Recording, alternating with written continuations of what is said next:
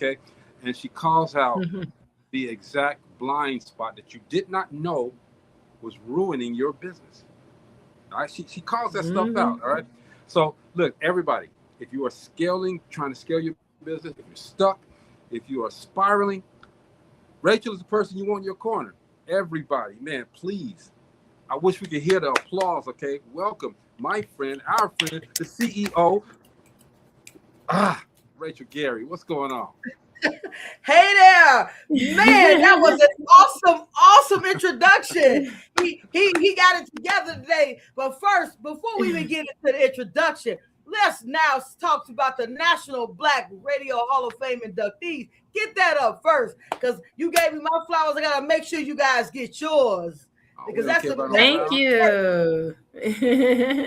we all winners, baby. Look at that, we all winners. We Yes. all winners. We're all contributing to other people. What's up, Rachel? Yes. So, how's everybody on this? Awesome. We are good. We are good. Rachel, it's Yes. always, we took that week off, man, so we could all just get our minds right, all right? But now Mm-hmm. we need to get our minds right, okay? We need to get back on track, get these CEO nuggets going on. So, I got a question. You're the creator of the CEO Mastermind. What's the moment that pushed you to create CEO Mastermind, and what problem did you see nobody else solving that made you create this? I'm gonna say Danny Marie and a comment that she made about my 7-day challenge is what sparked me to make it a mastermind. So Danny Marie, Danny. yeah. So I took a so I offer a free 7-day challenge, and that free 7-day challenge is about being committed to your success, being consistent, committed to build your confidence. And Danny Marie, she signed up for it. And I'm one of these people who always ask questions to follow up. I want to know, how did it go? How were you doing? And she gave me some valuable pieces of information. She said that I work better with a group. And she said that the concept is great, but I work better when there's other people for me to do it with. Which what sparked me to create and plan something that will allow people to have accountability as well as collaboration and be able to work together and iron sharpening iron. So Danny Marie's comment about a little over a year ago is what sparked me to make it a mastermind and not just make it where we were just creating a coaching program. I wanted a coaching program that held people accountable, but also gave them opportunity to bounce ideas off of each other so we could all find success. That's what's Awesome. up. Oh, I didn't know Danny made such an inspiration. She is so wonderful. Absolutely. She is so wonderful. Wonderful. And doing awesome things out there. Oh, yes, when I reached out to Danny Marie, man, I was looking at her stuff and I said, well, we got to have her on the show, because she's helping people how to do telling people, a strategic way to do these podcasts. And she's successful at it. So we said, come on the show. And she gave us her little nuggets. I'm sorry for stealing your word. She gave us a little nuggets. And we didn't have enough time, as we never have enough time for guests like that. We had to have her back. And I'm trying to get her on next week. But again, man, that's amazing. We didn't know that. So Rachel, can you share with me a time where you took a risk that looked real reckless from the outside, but it was absolutely the right move for you? The risk that I'm still on, we're still on that ride right now. But no, I would say I would call everything I do is usually a calculated risk, which means that I am very aware of my capabilities and what I'm going to do. But the only risk is when you ask yourself this question. Hey, there's Shayna. That's a mentee from season 2 of the Mastermind. She will be on here next week when we have the CEO Mastermind season 2 on, so they can tell you guys about their journey and what's going on. Hey there, Andre. Yes. So, so for me, it wasn't a risk. It was more, I would say, the biggest risk is betting on you. And the easiest way to how do we say that? What's the word? Strategically make sure that your risk is a sure thing, is give yourself the information so you can make conscious decisions and do the right things. So that the biggest risk was leaving my multiple six-figure career and moving into coaching and mentorship. And I would say it's the best thing that has ever happened. That is so awesome. When you step out there on faith like that and it comes into fruition, it is, oh my gosh, you just don't understand. Well, you do understand, but it's such a great feeling. It's such a great feeling. But that question was such a loaded question, because I'm like, I know your journey, because you asked me to help you through a lot of them. I've been on the phone with you plenty of times, and when we talked about from beginning to end, so I know all the journeys. And so when you asked that question, Greg, I was like, it's a bunch of them. which is why I asked the question, because just like you, Gina, I know that's my sister. I know her. Okay, I know, and we've shared journeys together. I'm not going to tell a couple of them, but we've shared journeys together. And one sticks out in particular. One really sticks out in particular. Player. But anyway, Rachel, would you consider yourself, and be honest, would you consider yourself successful? I would say that I am definitely on the path of where I wanted to be. When I won the award, I was telling Gina, I told you guys last time I was on the show a couple weeks ago, when I won the award for the award-winning book, #Poverty Six Figures. Make sure we get that in the camera. Yes, sir. No, when I won the award, the best part of the whole thing wasn't getting the award. I love you still, Gina. Thank you. I thank the Civil Society for the award. It wasn't getting the award. It wasn't just when Steve shook my hand. It wasn't when you gave me a hug on stage. It wasn't when the cameras were flashing. It was when I gave my speech. And at the end of my speech, I did my saying, and everyone did it with me. That was the most, to me, that moment meant more than the award, more than writing the book. It reminded me why I set off on this journey to help people find success. So when I'm in my mastermind and people are in the mastermind, your book, and they're like, on this page right here and page 22, page 26, this right here is changing my life, it changed the trajectory of what I'm doing. That is everything. No, you're right about that. So that is when, to me, that's success, because I'm doing exactly what my intention was, and that was to help individuals pull out of just reminding them who they are so they can move into who they are. And that is what it was all about. I mean, I have a question. Go ahead, Mo. I'll ask when he's done. First time that you did the, where you won, I was thinking to myself, Lord have mercy. That's a catchphrase. She just came off her brain with that. That is fine. I thought that was the most fine thing ever. And then the next time I made sure that you understood, I understood, because it caught on like that. It made so much sense. And that's why we make like the golden arch, right? Every time she gets like Nike. Just do it, right? Go ahead, Gene. You have a brain. My question is this. Now we always hear a lot of mentors say, or coaches say, don't have 3, 4, 5, 6, 7, 8, 9, 10 businesses, because you need to focus on one and get it right. Put your focus in. When you have all of these different businesses, something's going to fall short, right? Yes. Rachel, how are you doing it? Because you have more than one. So let's call the spade a spade. I do not, even though I have multiple businesses. One, Justice Cleaning Service was sold to a bigger company. So what I did was I sold when I made $100,000 in that business the first year. A couple of years later, a company reached out to me and wanted to buy the rights to the name and buy the business. So I sold Justice Cleaning Service at that time. And you'll see it now on the West Coast, East Coast. It's all over. They've expanded it all over the United States, which is great. They saw value in what I was doing and wanted to acquire that business. So I made a business that was valued in a way that a bigger competitor wanted to acquire it. So that's what I did with it. The second is the real estate business. What I do with that is I give it away. So I don't deal with the real estate business. When I have to deal with things, right? Like right now, I've just my wife and I made the decision that we're going to sell the buildings and buy some houses because I don't want to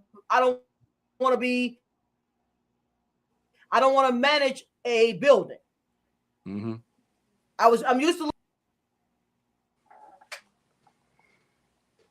Okay, so look. So, and the final business, leadership. No, go ahead. You finish. You go ahead. No, you had a slight lag. So right? You had a slight lag. Okay, I'm back. We're good. All right, we're back at it. We good. So, but the final business, coaching and leadership, that's my focus. So I am a firm believer in what I practice, what I preach. No matter that I have other streams of income, any money I make will always go into real estate because real estate is my investment vehicle. Instead of like people have stocks, bonds, and things like that, real estate is my investment vehicle. Mm-hmm. However, in 2020 and 2030, my intentions are to liquidate my portfolio and put it into another. There's another I'll say another investment that I want to go into that my intention in 2030 is to be doing venture capital, be a venture capitalist and help other businesses have funding. So my intention in 2030 is to liquidate everything and be able to provide capital to our businesses in the neighborhood in a substantial way, but actually be angel investors and investing in their growth because I will be following some great people who have done it in the past, and I'm very aware of what to do and how to do it. So, okay, and that's great. That's the plan for 2030. So, I've been an angel investor before, and it actually pays off. Okay, especially when you're doing something from your heart. So that's a beautiful thing. Are you still there, Rachel? Yeah, she's still there. Just a lag. Yeah, I'm still here. I asked you about success, but what's a misconception about success that annoys you the most? That people think it's a destination, and once you get there, that's it. Success is an ongoing process. And I think that's probably the biggest misconception, that people think that success is when I got $100. Success is when I got $10,000. Success is when I got $1 million. Success, whatever. If you're a person who is driven and is looking to grow, success means that when you reach a level, you have another level that you're trying to achieve. You're never satisfied because you're never being comfortable. You're always being strategically growing. So success means different things to different people. Yeah, absolutely. Mm-hmm. If you're always learning, always. Yep. So you as the CEO, and you're teaching people how to become better entrepreneurs, better versions of themselves. If you had to give somebody 90 days to level up, what should they focus on first? What should be their first focus as you're giving them the information to level up their business? First, make sure that you are working in your gift. If you're trying to grow in 90 days, it must be something you are gifted at, because you're going to hit so many struggles and so many trials. You have to be like, I know what I know. You have to have that level of confidence in your ability so you can grow quickly. You have to have that confidence. So first, work in your circle of genius. That's why I help people turn gifts into profit, and not just have a profitable business. Turn a profit. Yeah, you have to have a gift to turn a profit, because if it's your gift, you'll do it without being paid. And that is so true. I remember back when I had my daycare, and I ran into, at that time, it was daycares on every corner, but there were individuals who didn't even like kids. And I for the life of me, I couldn't figure out, why do you have a daycare if you don't even like kids? You know, you have to have that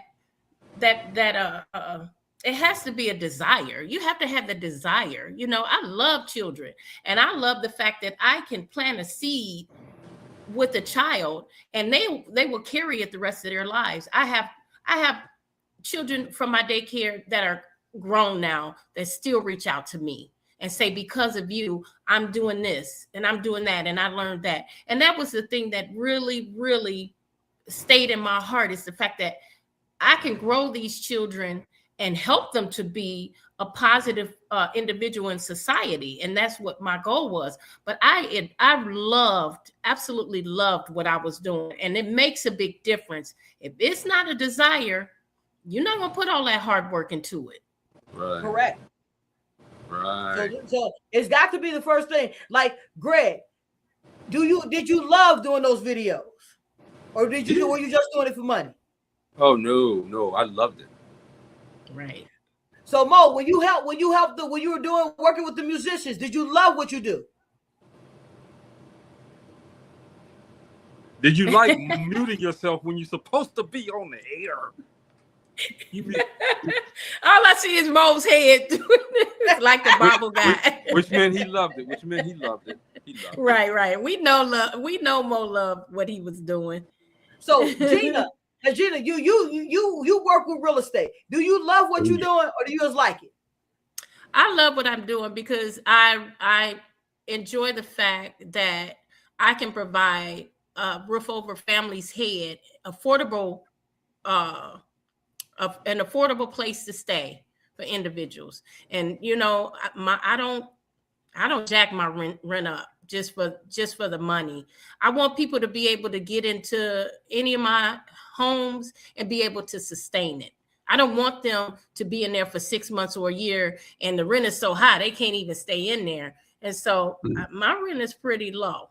It's pretty low, but I do love what I'm doing because I love the fact that I can help individuals have a nice place to stay. Exactly. So Gina, do you mind if I share something that happened to you? No, go ahead. Okay, so the reason why I asked the question, because Gina recently, in the last year, one of the properties she had just finished, the water pipe bursted. Everything was a mess. She had just finished the rehab. Gina was like, okay, we got to get a contract in there. We got to get it redone. We got to get people in there so they can get out the cold. This is what Gina's conversation was. So that's what I'm saying. When you love it, she was like, okay, we got to make this happen. It wasn't like, okay, man, I can't do this. Absolutely. When Greg, when all the challenges what happened with NBC, you were like, okay, I can step away from that. I'm gonna still do what I'm doing. Right. Mo, all of the challenges you had with those artists, how many times have you said, I'm gonna quit? Never. That's because you're working with your gifts. Mm-hmm. When you're working with your gifts, when you work with your gifts, it's totally different. Yeah, that's true. You feel energized when things go wrong, that you're going to figure out how to make them go better. Mm-hmm. You're taking those as lessons and not as losses. So that's what I mean by the first thing is you have to want it. And I don't mean want the money, because that's what those daycare owners wanted. That's why you saw kids on the news where they were being abused because people wanted the money but didn't have a passion for helping the kids. Absolutely. Teachers at school who are there because they're trying to grow their careers but are not good educators. So it goes in general. You have to love what you're doing. Let's not be taking a job for money, because when you take a job for money, that's when you're stressed. Mm-hmm. That's when you're upset with your boss. That's when you're upset with the people around you, because you're only there to get paid, and you might like the job, but it's not your gift and you don't love what you're doing. I hear people all the time say, I love being a RN. I love being a nurse. They go to work. They were going to like people at TSA. It was TSA agents. They were like, I want to make sure the country is safe. They were working for free. They might get their pay back in down the line, but they were working for free. There was some that stopped working. There's a lot of love. Hey, let me read this real quick. Hey, Shayna was saying that I was doing a room today, 6 hours. But when I was painting, it was so therapeutic and relaxing. The labor and putting tables together was hard. But I really enjoyed doing it and can't wait until the next project. She's good at what she does. And you can tell she loves what she does. Right. And you can tell, I mean, even the finished product, it reflects how she felt as she was doing that job. I'm looking at some of the rooms that she's done, and I'm like, wow, she has an eye for that. Yes. And it's funny. So when I was talking to Shayna, when we were setting up her plan, when we have our one-on-ones, because after you set the plan up, 5 weeks in, we go over it again. We go over a one-on-one to see where you are. So I was giving Shayna, I said, well, you can do things like this to get some of it off your plate. She's like, no. I gotta go out. I gotta paint. I gotta go fix the room. She was like, I gotta do it. So that is the enthusiasm, not only enthusiasm, that's because she's passionate, because she's in her purpose. She's working with her gift. So Rachel, we got to get out of here, but I got one more question for you. When you look at all of these businesses today, these business people today, what, and you've used this word scaling your business, all right? You've used it several times. What's the number one trait that separates those who scale their business or those who stall their business? The biggest thing is I'm going to use a cliche phrase like being in your own way. It's taking on projects that don't serve your business. Most companies take projects for money. They still love their business, but they'll take on a project for money. 80% of your problems come from 20% of 20% of your customers. 20% of your issues come 20, and only 20% of your money comes from those 80% of the people. So it goes the 20-80 rule, the pay-o rule. But it goes this way: when you are in your own way and you take on projects that are not serving you thoroughly, and you're just taking them for money. You can take $1,000 project and you have a $500 price point, but that $1,000 person has you do 3 times the amount of work. When you could have had 2 projects at the $500 mark that were sustainable, where you were having fun, where you were enjoying what you were doing. So the difference between being stagnant and scaling is making sure that you make the correct business moves and you get the correct clients. My mentor tells me all the time, there's only 4% of customers out there for you. Find your 4% and you'll love everything that's going on in the process. Don't take on projects that don't align with your mission, your vision for your company. Get a mission. Whatever that mission is, whatever the vision is for your company, stick with it. Don't let the fact of money lure you from your purpose. And now I agree with that. We have been educated. We have been nuggetized. Okay, use my word. Use my words. I dare you. Nuggetized. Rachel, take us out of here, man. Take us out. Greg, can I get 3 minutes? You're gonna get it. Hold on. Go ahead, Rachel. Share my screen. Hold on, Rachel. Go ahead.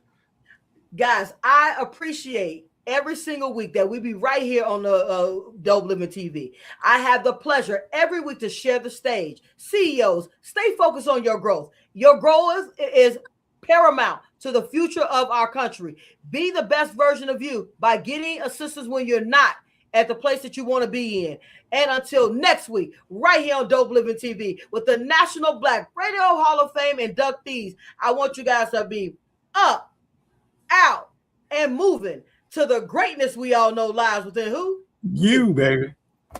What you got, Mo? All right, check it out. Yeah, welcome to Dope Living TV. Yeah, welcome to Dope Living TV. We don't see anything, Mo. Are we supposed to see something? I just put up the music. We got it all. Come and see. Yeah.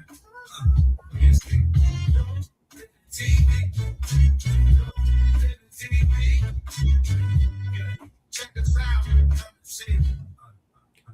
Whether it's outside, you know that we gon' do it.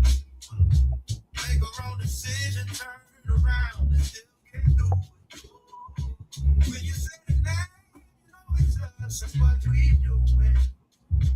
So turn it on.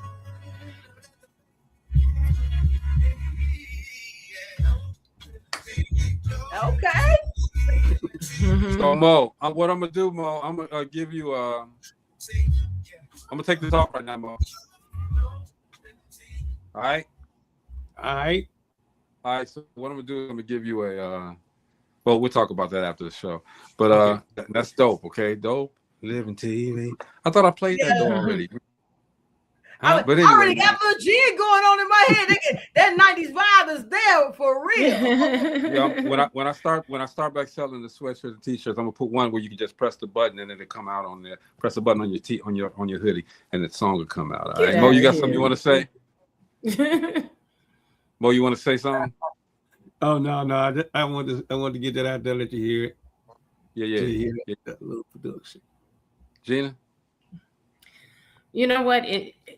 Follow your dream. You know, one thing I love about the era that we're in with the millennium. Well, they're not even millenniums. I don't know what they call them. They have a new name for the younger generation now.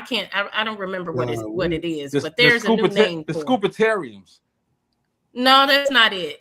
But whatever it is. Rachel, what is it? It'll stick in my gray cells one day. But the one thing that I do love about them, they are creative and they are creating their own jobs and they are creating ways that they make their own money and they're not out here working their fingers to the bone. I want to say how proud I am of my son that he has started his own business. It's him and 4 of his friends that are doing cybersecurity. And, you know, they had to spend a lot of money to do that. They needed certificates and all this kind of stuff. And it's I just love to see them be as creative as they are, because some of these business, I'm like, man, I never thought of that. And they out here doing their thing. So, hey, you know what? Don't just sit back and think about, man, one day. Get out here and do it. You have so many tools and so many people you can reach out to. You got Rachel, you have Moby, you have Greg. I mean, there's a lot of people you can reach out to that will be glad to help you and give you advice on what to do and how to do it, but you gotta use it. That's the thing. Yeah. Hey man, you're absolutely right. Guess what, y'all? I wrote a book. Peace and Power by Gregory Gray. Peace and Power. My sister's making me. That look like my hand, don't it, y'all? Don't that look like my hand? I'm going to give Greg a black eye. It is my guide, the black man's guide to balance in life, in love, and business. I got Rachel's head nod on it. Gina's got her head nod on it. I mean, hey, I guess I did something. Book. Awesome. Isn't it? Right. Isn't it? It really is. It was. It really is. It was quick and to the point. And yes. I love books like that. I think that people drag things out. That was quick and to the point. Gave some real nuggets in that book. That's exactly the feedback I gave them. You know what, Greg? I'm gonna call you because there's a gentleman who's having a black men's convention on Josephine's what is the name? It's a restaurant on 79th. He's having he's bringing 300 black men together over the next weekend. I think that book would definitely need to be in their hands. Oh, you need to be there, Greg. You need to be there. That book needs to be there. Josephine's on 79th. He's the owner of it. His name is Victor. I think that they need that book. Make sure he gets the information. Dang, Gina. Dang, y'all sound like Mark Donner. Dang, Gina. We'll be talking about that too, like I said, and don't forget the Thank you, Felice. I'm doing it for real. I am doing it for real this time, y'all. I've had a lot of I ain't gonna say obstacles, okay? Just my procrastination. Somebody asked for the hoodie yesterday. I know. Frank. So next I would love to see my shirts. I promise you. Girl, you gonna see them while you sleeping. Mo, your turn, Mo. Mo's not saying nothing. Mo just happy he got his certificate from 2023.